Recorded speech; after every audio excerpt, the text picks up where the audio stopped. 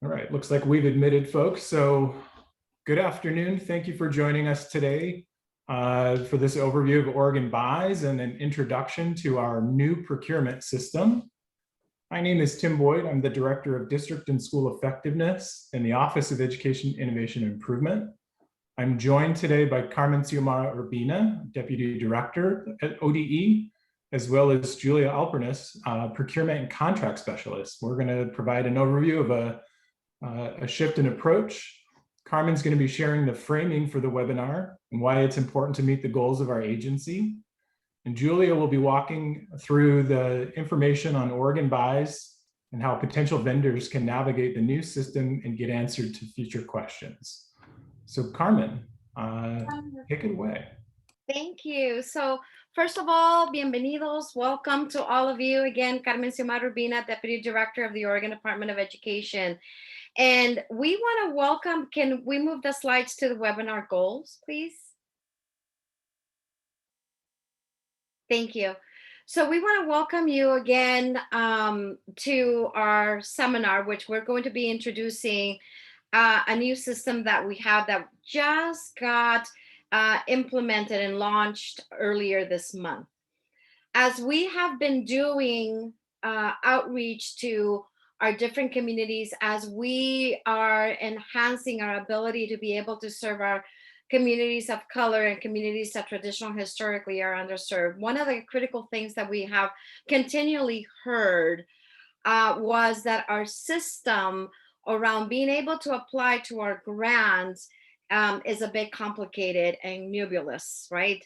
How do you do that when we have a community-based organization, or we have a business that can actually provide beautiful services so we can meet the needs of the organization? So based on that, we started thinking about access. We started thinking about how do we open up access, how do we open up opportunities, but more importantly, how do we communicate with our partners in our community that can provide these services that we need in our agency at the different levels. And therefore, we felt that it was really important that we open the space for a conversation through this webinar. So we are very intentionally providing all of you an understanding, clarity, intentionality, transparency about our system, how it works, and how you can actively participate in it.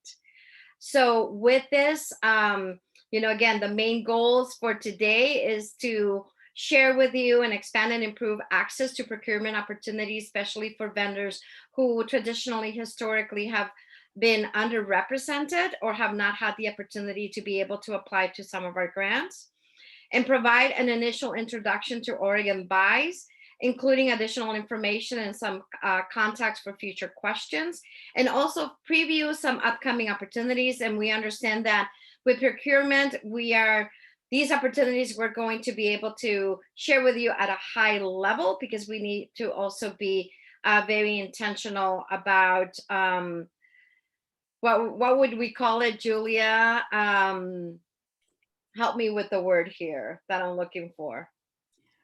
Well, the integrity of the process. The integrity of the process. Thank you so much. So with that, I just wanted to let you all know that we heard you. We heard, please communicate, tell us how, please be transparent, please be intentional, and provide us with the same opportunities that other maybe bigger organizations have. So this is kind of one of the original intents and at the heart of what we want to do. And then a gentle reminder that we do have a lens of equity, which is allowing us to see who are the families, the communities that we're not serving, in a lens back to us as the systems. What are the conditions that we need to be able to create for full access? And this is part of the development and being true to our mission and to our stance. So thank you so much for being here and taking the time. So now I am going to hand this to Julia. Okay, we can go ahead and switch slides. So the state of Oregon, as Carmen mentioned, rolled this out July 1. All state agencies are using it. It's automating our paper and manual processes. I don't know how many of you used Orpin in the past. It was not very user-friendly, to say the least, even for us on our end. So for vendors and other folks out there, it was very difficult to navigate. So this is kind of updating the versions, making it super friendly for your end as well as ours. We will be able to have better data and analysis at some point in phase 2. It really is self-service for you. You should be able to go into your accounts, establish them, do any updates to who you have as access and users, and be able to submit responses online to solicitations, which is a feature that I heard worked in Orpin. However, I never did try it. It was not something that was easy. So hopefully this will be super easy and more beneficial for you as a supplier to be able to respond to our solicitations. And phase 2 is scheduled for us April of 2022, which means it'll be a full procurement to pay, which you will be able to accept orders and be able to submit invoices through the system at that time. So it's a big upgrade from what we had in Orpin. So I think that was it on that side. Next slide. Registration. So registering in OregonBuys, it says it takes approximately 15 minutes. Not sure if that's super quick version or if that's really digging into full scale what you want to make sure that you're registered for under commodity codes. So basically there are just a few steps for you to go in and take. Let me pull up. The website does have complete guides for you to use. And so it takes you through going in and entering your tax ID numbers. I think some of those things, the most important for us, for you to do is to make sure that your legal name for your company aligns to your tax ID number with the feds. And that all matches when you complete a W-9 for us, because we have to make sure all of those things match and align. And I know in the old system, sometimes things did not match and were out of alignment. And so you had multiple suppliers for one entity when it wasn't really meant to be that way. And so it was confusing for suppliers and for us as well. And also making sure that the Secretary of State registration is the same as your tax ID, matches your W-9, all of those things. And you should contact the Secretary of State's office to determine whether you need to register with them or not. I know there are some circumstances for independent contractors. Perhaps if you're using your Social Security number, there are some areas where they do not have to be registered to do business, but most corporations, other entities do need to register. So those are things we also check for. Really, it's just entering that information, your data, who you want to be the administrator, who you want to be able to have roles in the system. So if you want someone to be able to respond to bids, if you want someone to just be able to maintain your account, that is one thing. Let's see. The NIGP codes is probably one of the harder things. This is how we post our solicitations. So knowing what your business does and making sure you're registered in those categories is super, super important. Because when we issue a solicitation, we're matching to those codes. So we will send out invites based upon those codes to what we are doing. Let's see. NIGP codes. Yes, great question. So those are basically the codes that are for products and services, any type of a commodity. let's see, I was going to put in the chat, I think, the link. I'm not sure how well on the vendor side, you can search commodity codes and do matching. But for us, even sometimes it's confusing. So Georgia has done a really great job at the state level for their NIGP codes.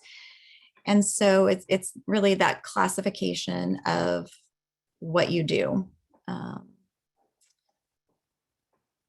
And when you do a keyword search, you can search for, like, if you had, I don't know, pipes, or if you're a consulting firm, there's variations of consulting subcategories and things. So you could narrow it down so you wouldn't receive things that were outside of what your scope is for your office.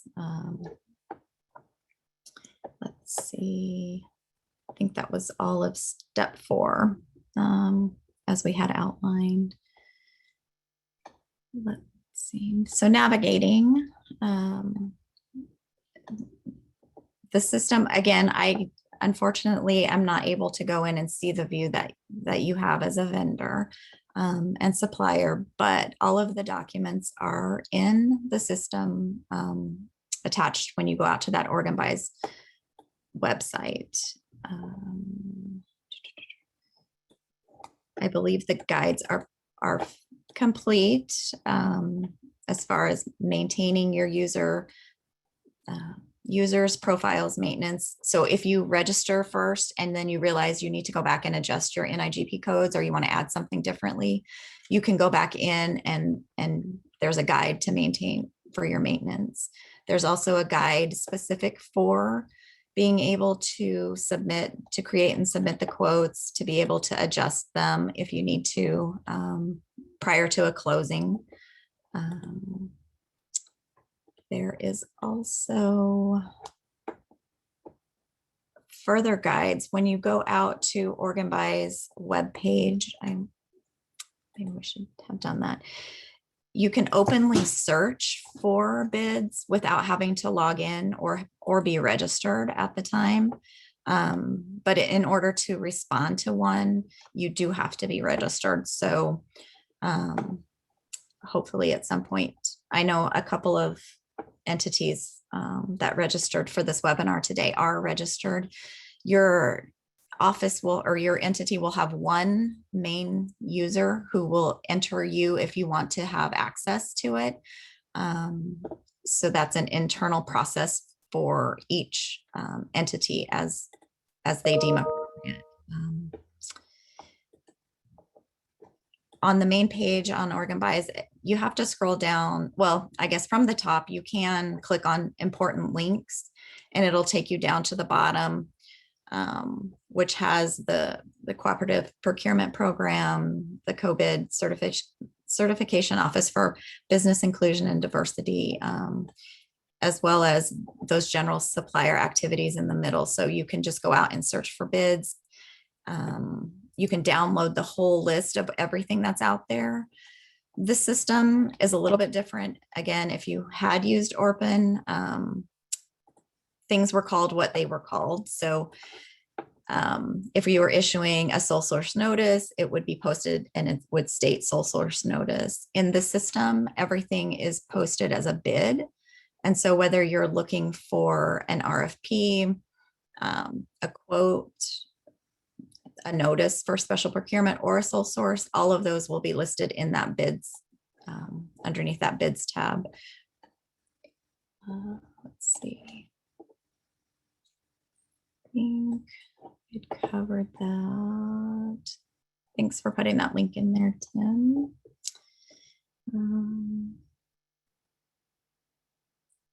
Yeah, I don't know. I think that was pretty much it.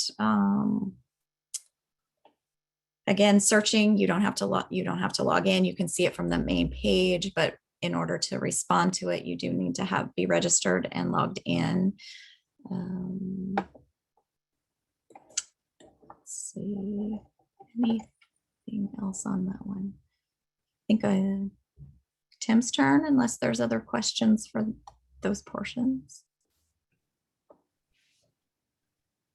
Great. Thanks, Julia.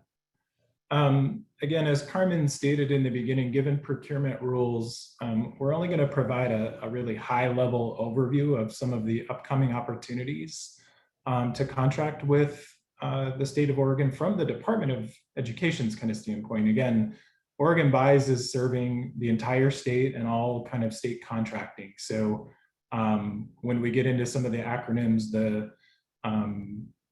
some of these things may not apply immediately to organizations, though some organizations provide services across a number of content areas or spaces. But we wanted to give a brief overview of again, opportunities to contract. The deep investment of the state legislature in education means that we will be putting out a number of RFPs across the agency in short order. And we encourage you to keep your eyes open for some of those opportunities, including technical assistance, some coaching, topical expertise. And again, these opportunities are all aimed at the agency's efforts to advance equity, centering communities, students, and support of education equity and a racially just educational experiences for kids and community. We've got a few additional resources, again, to point to, and we'll make sure that we kind of copy and paste those links into the chat so you have access to them.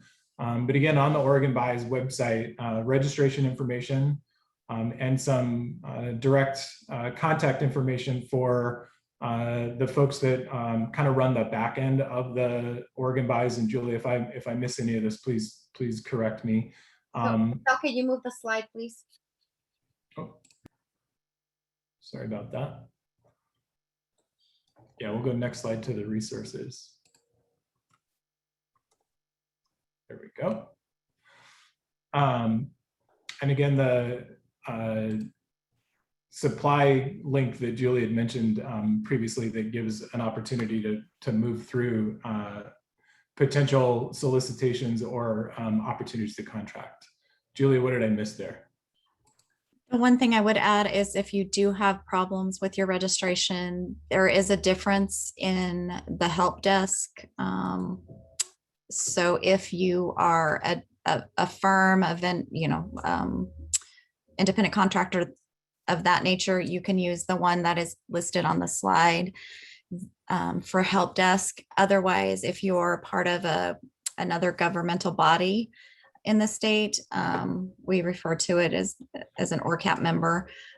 So like our school districts, ESDs, there is a separate help desk for those entities. And I put that in the chat as well. So it was confusing in the beginning because some people, we didn't realize there were two different help desks depending on the audience. So now we know.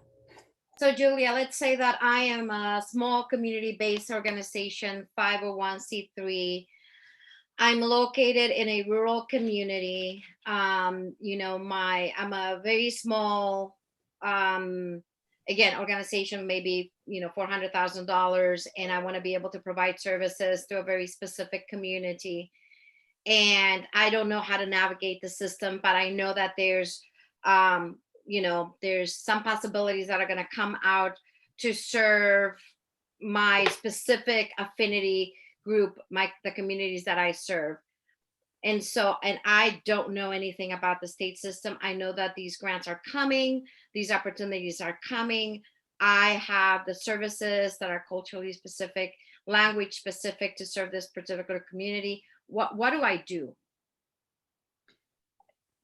For starters, so really just going out to the OregonBuys webpage, it does appear that for the vendors that it's really just clicking through and following the prompts.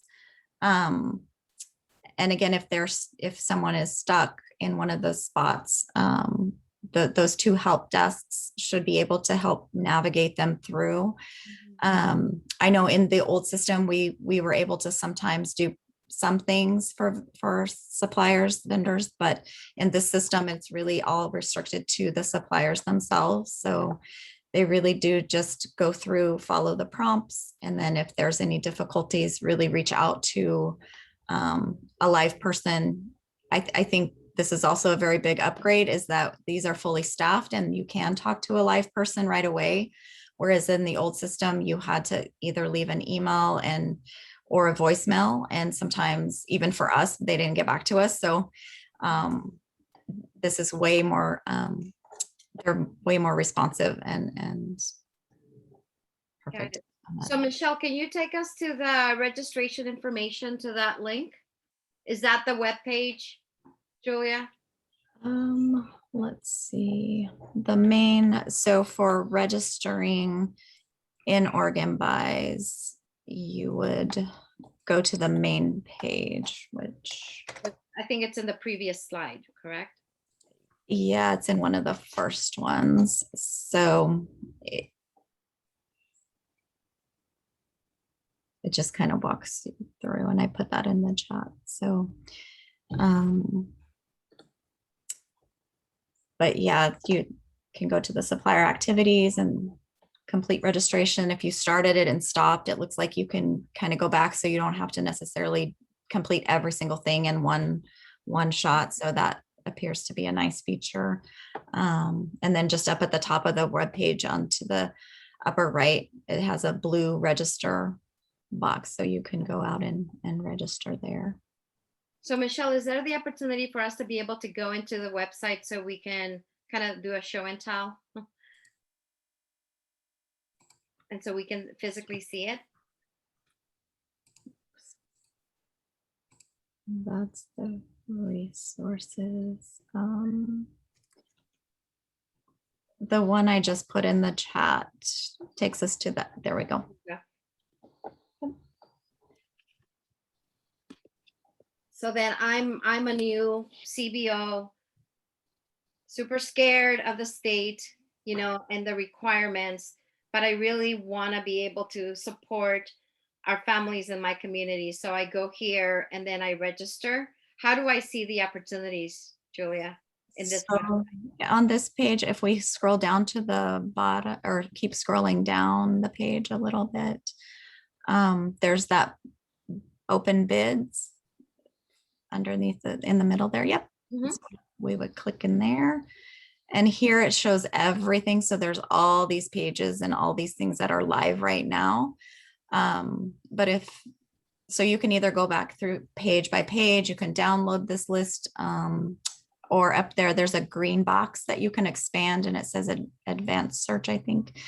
And so you can specifically sort through different things. The one weird thing is on open bids, when you're searching on that advanced search, it says match criteria over on, I guess it's the left if I'm viewing the screen, but it's on the right hand side where it says match criteria at the top, and it has an all highlighted. You really want to switch that to say any. I don't know why it doesn't default to any. It's been kind of a pet peeve. It does that on other areas as well for us internally. So hopefully maybe they'll change that, because if you had it left at the other for all, it was specific to everything that you put in there any place. So this opens it up to be more general in the search. So you want it to say any, and then you can search for a specific organization. If you know what you registered in under your NIGP code, you could put that there. Or if you knew just Department of Education, you could search for everything for our agency, descriptions. Those would probably be the key ones. So the other question that I would have is that once I register the NIGP and by category, then as a small organization, I would be receiving not only the Department of Education if I do general, but also OHA, DHS. So all of these opportunities, for example, you gave the example, Tim, technical assistance or coaching support, I'm not sure what language you by topic, that then I put the topic in, and then I would be getting not only the opportunities for the Department of Education, but also the opportunities for the whole enterprise at the state of Oregon, correct? Correct. Yep. Let's say that I I have a business that provides EDI and race bias trainings, right? I find the category and then I would be getting the notifications or the informations or the possible opportunities for the entire enterprise. Correct. And to that point, on our additional resource page, we did include, and I think, and it's also on additional or important links at the bottom of this page. If you scroll down, for the Certification Office for Business Inclusion and Diversity. So small businesses, it's helping small businesses succeed. And so if you are in that category, you can work with that agency to be certified for certain things. And that is also, if we're searching for someone to do a thing that is less than the threshold required for a competition, we could go out and directly, we encourage everyone to go and search this COVID certification page so that we are reaching out to those small firms with small direct awards as well. So if you have that opportunity and fall into one of the categories for this office, I highly encourage you to go out and work with them to get registered, because that also helps increase your ability and participation with all state agencies. So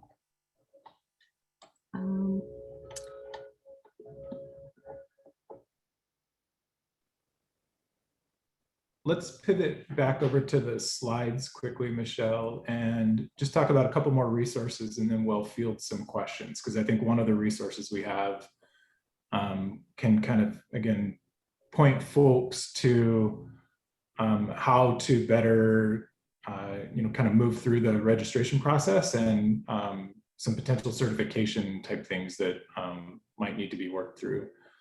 So on the second resource page, there we go. The COVID certification, and this is a link to the resource. We'll copy that link so folks have it in the chat. But some government projects may have specific requirements or targets for the contracts to be awarded to minority-owned, women-owned, service-disabled, or veteran-owned businesses and emerging small businesses. So certifying your business for as many of these certifications as qualified can help make it possible to grow and overcome some of those barriers. And I think that is, again, what we're kind of talking about as far as enhancing access to folks that are going to be able to help us achieve some of these program aims. And I saw in the chat, the question, I believe from Sharon, was around a filter for student demographics to be served. I'm not sure how granular some of the solicitations will be, but I think as we move through some of those questions, different programs, different solicitations or RFPs will have different requirements or kind of different levels of information. Julia, would you add anything to that? And that might be something we can also try to incorporate, like in our descriptors more so that it would be easily searched for in that description field. I think we can do a better job of doing that instead of having this broad Sure.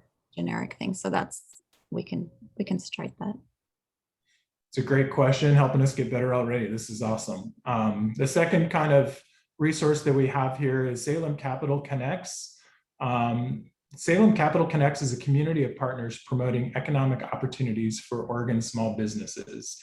Again, there are kind of myriad resources we have, but this one is a place for thought partnership or for folks to connect in order to share ideas. And I'm sure there are plenty of resources there for navigating some of the procurement processes and then just general networking.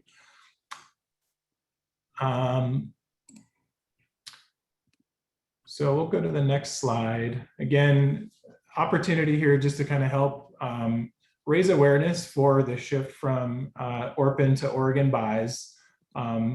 Well, we receive feedback that sometimes when announcements go out and it comes from a strange email address like ORPN, folks tend to ignore that or delete it, not aware of an outreach or opportunity for invitation to consider some of these opportunities. So number one is raise awareness. Number two is just enhance access and opportunity for different folks with different lived and diverse experiences. And if you have any specific or technical questions, we wanted to share Julia's contact information to kind of help with some of these processes. And then now just open it up generally for questions.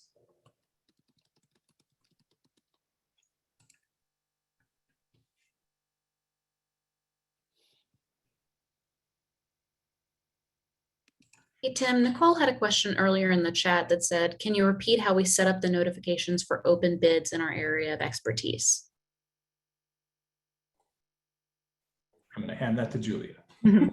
So I think that is just really Tony honing in on your NIGP code, the categories that you register your business with matching the types of services that you provide. So because when we go out and we're just looking for those categories that match what we're trying to accomplish. And so the closer you match those things, then the more results we'll be able to get.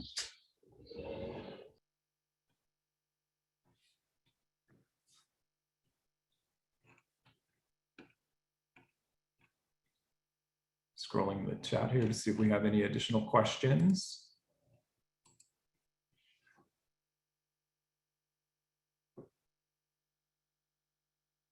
Want to share too that as we close out the webinar today, it's our intent to post this to our website, and we'll be able to share the link back out to you all who received the initial invitation to this, and opportunities for kind of further questions. We see we got a couple more here. Should nonprofits serving culturally specific communities apply to the COVID system?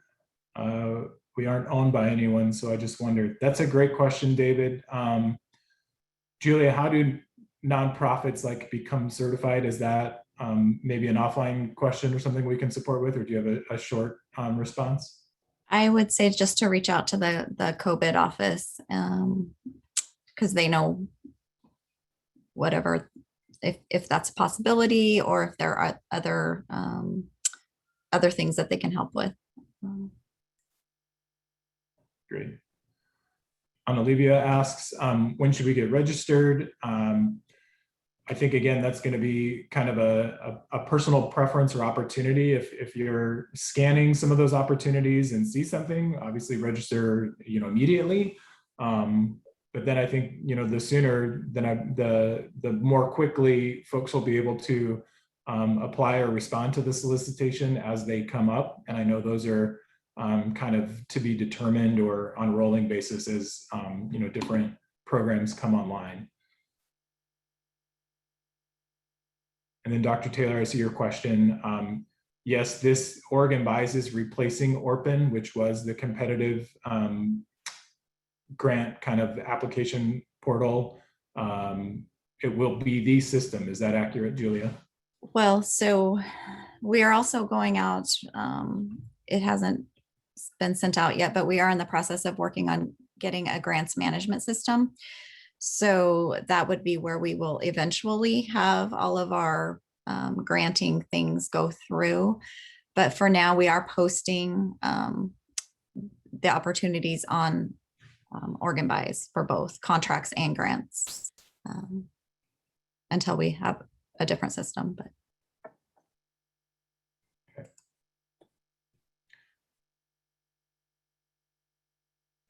see a few more questions. And I know we're tracking and respecting folks' time. We may take these last couple offline and create an FAQ that we can take with us or share more broadly.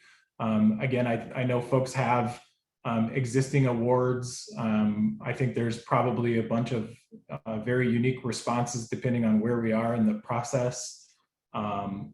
And Olivia, I see you're sharing that you have an award and you're using the system for invoicing